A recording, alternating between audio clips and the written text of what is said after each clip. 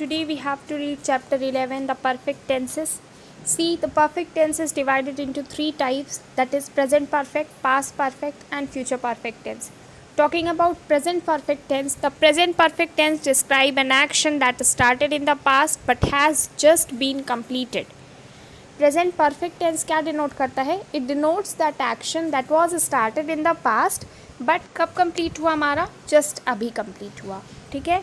We use the present perfect tense to talk about an unfinished actions और habit that started in the past and the result of which we can see और feel even in present. To talk about the past action whose time of occurrence is not known or is not important.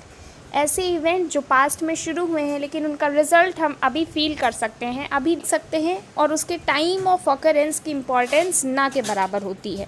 For example, I have walked 4 kilometres already.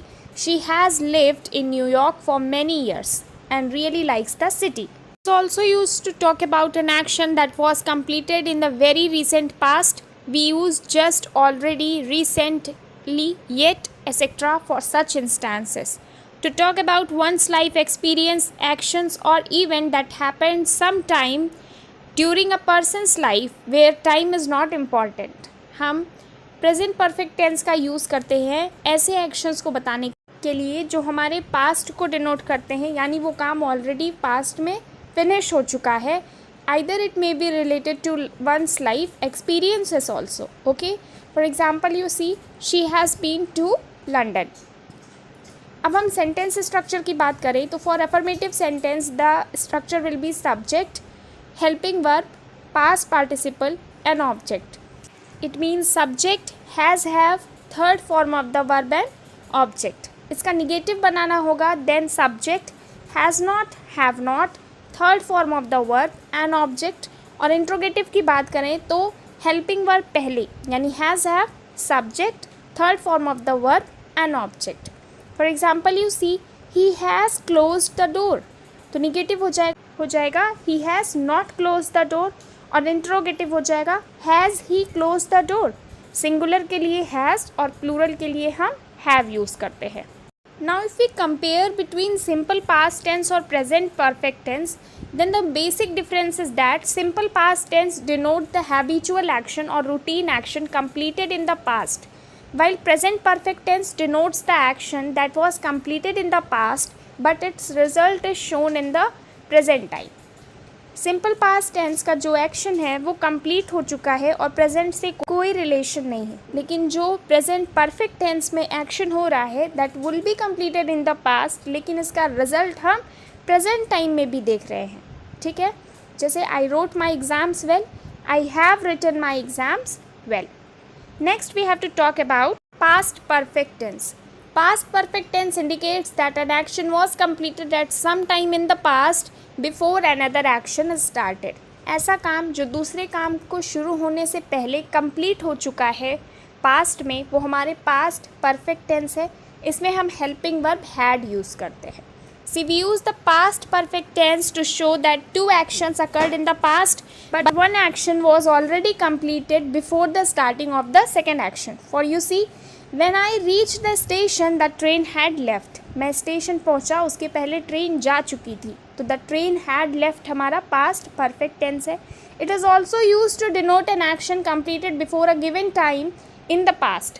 Past में कोई definite time से पहले complete हो चुके, already finish हो चुके action हमारे past perfect tense denote करते हैं. For example, I had finished my dinner by 8 o'clock. Tense structure की बात करें तो अफर्मेटिव के लिए हो जाएगा subject, had, third form of the verb and object. Negative बनाएंगे तो subject, had not, third form of the verb and object. Interrogative की बात करेंगे तो had, subject, third form and object.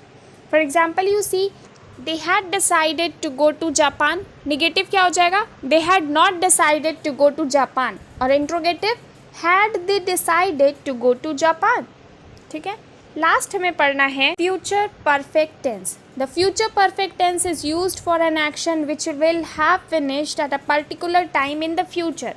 आने वाले समय में एक पर्टिकुलर टाइम पे ये एक्शन फिनिश हो जाएगा, तो वो हमारा फ्यूचर परफेक्ट टेंस है. फ्यूचर परफेक्ट टेंस में हम हेल्पिंग वर्ब यूज़ करते हैं विल हैव. ठीक है.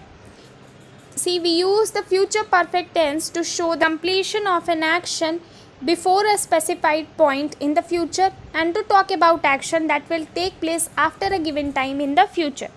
फ्यूचर में समय से पहले अगर कोई काम हमारा कंप्लीट हो जाएगा या फिर उस समय के बाद कोई नेक्स्ट एक्शन स्टार्ट होगा तो वो हमारा फ्यूचर परफेक्ट टेंस हो जाता है. ठीक है. For example, before the guest arrive we will have cleaned up the house. And next is by 2020 I will have known Pragya for 20 years. Sentence structure की अगर हम बात करें तो अफर्मेटिव सेंटेंसेस के लिए फॉर्मूला हो जाएगा subject will have, third form of the verb an object.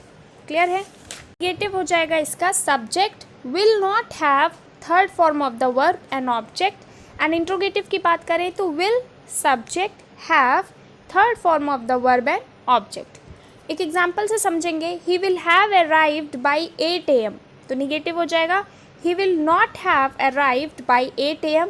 और इंट्रोगेटिव की अगर हम बात करें तो will he arrived by 8 AM. Clear है. तो आज हमने इस चैप्टर में पढ़ा है परफेक्ट टेंसेस के बारे में, जिसमें हमने देखा present perfect tense, past perfect tense and future perfect tense. एक चीज़ कॉमन है कि परफेक्ट टेंस में हमेशा हम पास्ट पार्टिसिपल यानी third form of the verb use करते हैं. प्रेजेंट परफेक्ट में हैज़, हैव और पास्ट परफेक्ट में हैड यूज़ करते हैं.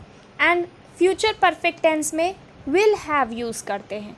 छोटी छोटी बातों का अगर आप ध्यान रखेंगे then it is very easy chapter. Just read this chapter by yourself and then you will able to do all the exercises. Good day.